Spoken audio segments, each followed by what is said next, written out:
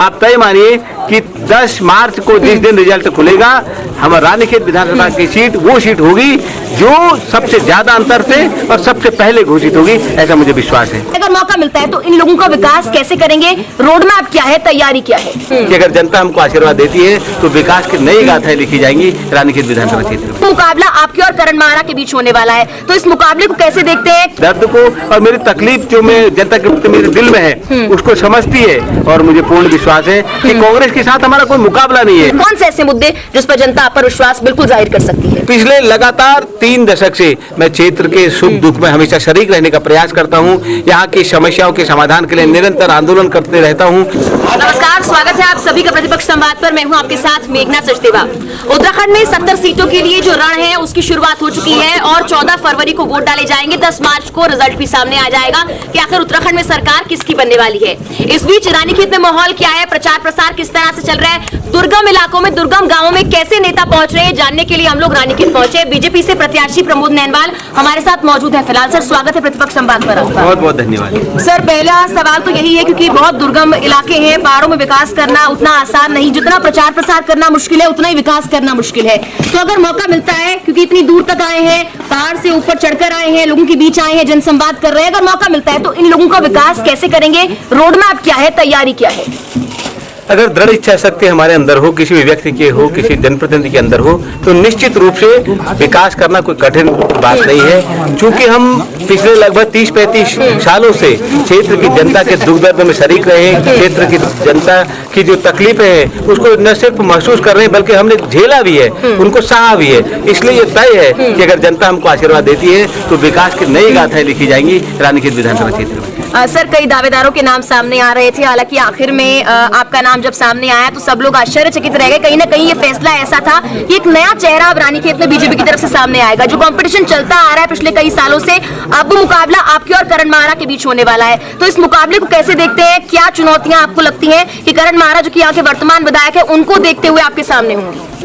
नहीं, चूंकि मैं अपने हाईकमान का, केंद्रीय नेतृत्व का, प्रदेश नेतृत्व का बहुत हृदय से आभार व्यक्त करता हूं। मैं आभार व्यक्त करता हूं हमारे मुख्यमंत्री आदरणीय पुष्कर सिंह धामी जी का। फिर मैं आभार व्यक्त करता हूं हमारे सांसद अजय टम्टा जी का, यहाँ के पूर्व विधायक, यहाँ के हमारे केंद्रीय मंत्री आदरणीय अजय भट्ट जी का हृदय से आभार व्यक्त करता हूँ कि आपने मुझ पर विश्वास व्यक्त किया है। मैं आपको विश्वास दिलाता हूँ क्योंकि मैंने बिना पद पर रहते हुए क्षेत्र की जनता की बहुत सेवा की है। क्षेत्र की जनता मेरे दर्द को, मेरे दर्द को और मेरी तकलीफ जो मैं जनता के प्रति मेरे दिल में है उसको समझती है, और मुझे पूर्ण विश्वास है कि कांग्रेस के साथ हमारा कोई मुकाबला नहीं है। आप तय मानिए कि 10 मार्च को जिस दिन रिजल्ट खुलेगा, हमारा रानीखेत विधानसभा की सीट वो सीट होगी जो सबसे ज्यादा अंतर से और सबसे पहले घोषित होगी, ऐसा मुझे विश्वास है। सर, जब हम यहाँ रानीखेत की कवरेज कर रहे थे, जनता से उनकी राय जानने की कोशिश कर रहे थे, तो आपका नाम काफी बार सामने भी आया था और उम्मीदवार के तौर पर बीजेपी की तरफ से आप सामने हैं। तो ऐसे कौन से मुद्दे रहे जिनको लेकर आप बिल्कुल आश्वस्त है कि आपने पिछले 5 सालों में जनता के बीच जाकर पद पर न रहते हुए काम किया है?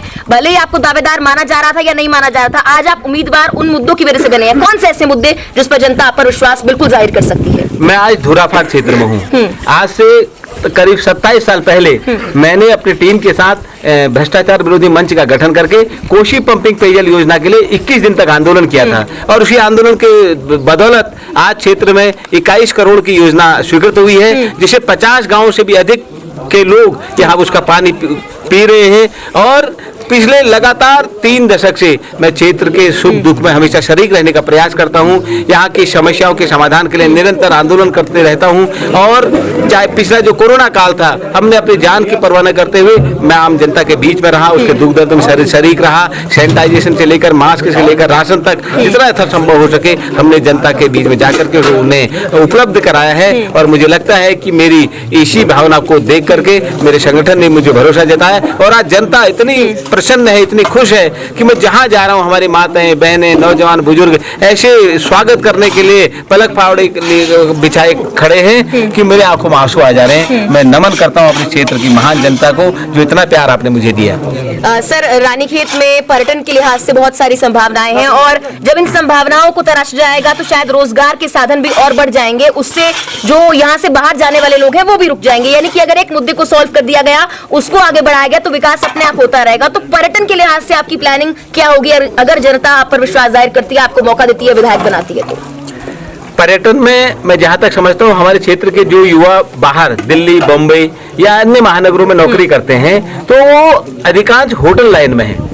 मैं चाहता हूं कि हमारे यहाँ पर चाहे नैनीताल रूट पर, रानीखेत रूट पर या जो हमारे धार्मिक पर्यटन स्थल हैं, इन रूटों पर अगर छोटे छोटे मोटल बना करके छोटे छोटे रेस्टोरेंट बनाकर हमारे युवाओं को उनको लीज पर दिया जाए, हमारे युवाओं को उसमें समायोजित किया जाए तो लाखों युवाओं को रोजगार मिल सकता है। इसी प्रकार हमारे धार्मिक पर्यटनों को अगर हम आगे बढ़ाएं, ये हमारे जो यहाँ पर जो भेषज की असीम संभावनाएं हैं, यहाँ पर जड़ी बूटियों की बहुत बड़ी यहाँ पर उनकी उपलब्धता है। हमारे दुर्गागिरी माता मंदिर एक बहुत प्रसिद्ध पर्यटक स्थल है। इसी प्रकार बिनसर का जो पर्यटन स्थल है बहुत प्रसिद्ध यहाँ का पर्यटन स्थल है। और यहाँ के जो जंगल हैं उनमें अगर हम छोटे छोटे चिड़ियाघर बना करके उनमें हम पर्यटकों को आकर्षित करने का प्रयास करें तो बहुत से युवाओं को रोजगार मिल सकता है। इसी प्रकार जो यहाँ की जो यहाँ के जो प्रसिद्ध स्थल है या दर्शनीय स्थल है अगर हम उनको विकसित करें तो बहुत से रोजगार भी युवाओं को रोजगार भी मिलेगा और हमारे यहाँ पर विकास भी होगा। सर आखिर में अभी कुछ दिन बचे हैं और वोटिंग होने वाली है।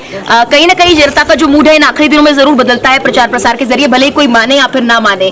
तो ये आखिरी दिन बचे हैं, बीजेपी के नेता होने के नाते भी और उम्मीदवार रानीखेत से होने के नाते भी जनता के लिए संदेश क्या होगा? क्या बेहतर बीजेपी उनके लिए लेकर आने वाली है अगर बीजेपी को मौका देती है जनता?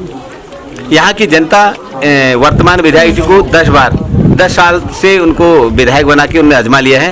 यहाँ की जनता को केवल निराशा हाथ लगी है। तो जनता अब एक नए चेहरे को चाहती है और नए चेहरे के रूप में उनका बेटा, उनका भाई, उनके परिवार के सदस्य के रूप में जनता ने मुझे स्वीकार कर लिया है, ऐसा मुझे लगता है। और निश्चित रूप से जनता की हर समस्या के समाधान के लिए हम पूरी ताकत से प्रयास करेंगे। मुझे ऐसा और मुझे लगता है कि जनता मेरे इस प्रयास को स्वीकार करेगी और मुझे अपना आशीर्वाद देगी। धन्यवाद सर वक्त अपना देने के लिए। तो देखिए दुर्गम इलाकों में, गांवों में, पहाड़ों में हर जगह प्रचार प्रसार जारी है। पूरे उत्तराखंड में लगातार सभी पार्टियां लगी हुई हैं कि आने वाले जो विधानसभा चुनाव है उसके लिए तैयारियां पूरी कर ली जाए। और अब कुछ दिनों में जनता ये बता देगी कि आखिर किसको जनता ने स्वीकारा है और किसको नकारा है। फिलहाल के लिए मेरे साथ इतना ही। आप देखते रहिए प्रतिपक्ष संवाद। नमस्कार, धन्यवाद।